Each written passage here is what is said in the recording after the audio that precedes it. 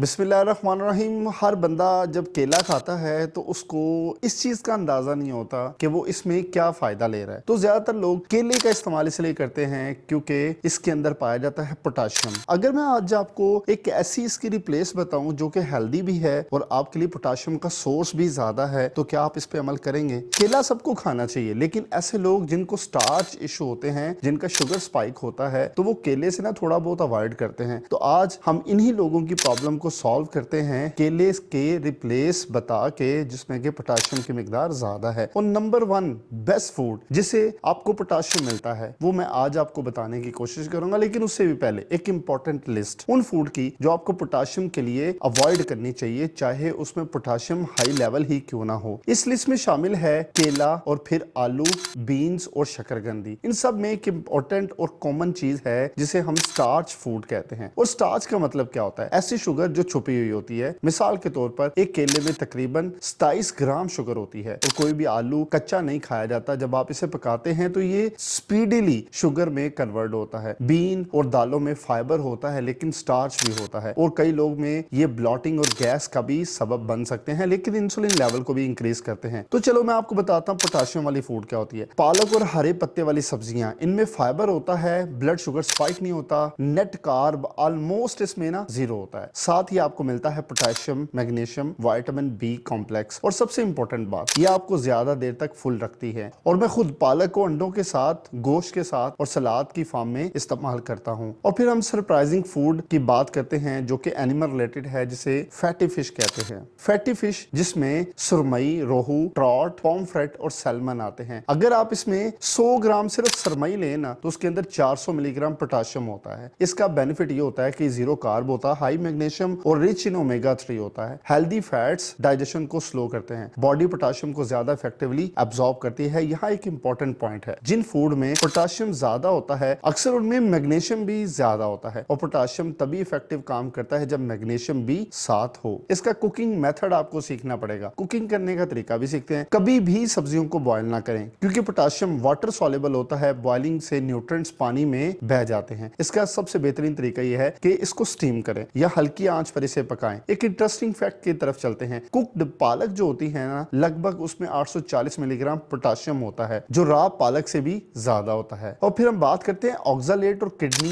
को लेके, इसकी अंदर जो मिथ पाई जाती है पालक के लिए। अब कुछ लोग सोच रहे होंगे कि पालक में ऑक्सालेट होते हैं, किडनी स्टोन का रिस्क बढ़ जाता है। दो इंपॉर्टेंट बातें आपको याद रखनी है। नंबर 1, कैल्शियम के साथ लें, जैसे दही, पनीर और चीज। ऑक्सालेट गट में ही बाइंड हो जाते हैं, एब्जॉर्ब नहीं होते, किडनी तक पहुंच नहीं पाते। और फिर मैग्नीशियम का रोल इसके अंदर आता है। मैग्नीशियम किडनी स्टोन का एक रिस्क को कम करते हैं, या ऑलमोस्ट एंटीडोट की तरह ही काम करते हैं। और तीसरी सबसे इंपॉर्टेंट चीज वो क्या है? रोजाना 2 से 2.5 लीटर फ्लूइड लाजमी लें। हाइड्रेशन किडनी स्टोन्स के चांसेस को ड्रामेटिकली कम कर देती हैं। और फिर हम आते हैं बोनस फूड की तरफ, जिसमें आपको पोटाशियम की ज्यादा मिकदार मिलती है। मशरूम, जिसमें हाई पोटाशियम होता है और टेस्टी भी होती है। टोमेटो पेस्ट, सिर्फ 2 टेबलस्पून 400 मिलीग्राम पोटाशियम आपको इसमें से मिलेगा। और ये सबसे इंपॉर्टेंट स्पेशली फूड है अगर आप लो कार्ब या कीटोजेनिक डाइट पर हैं। तो आज आपने सीखा, पोटाशियम सिर्फ क्वांटिटी को ही नहीं, क्वालिटी सोर्स का भी गेम है। आप डाइट को स्मार्ट बनाएं और बॉडी को वो न्यूट्रिएंट्स दें जो वाकई काम करते हैं। मैं आपका शुक्रगुजार हूं।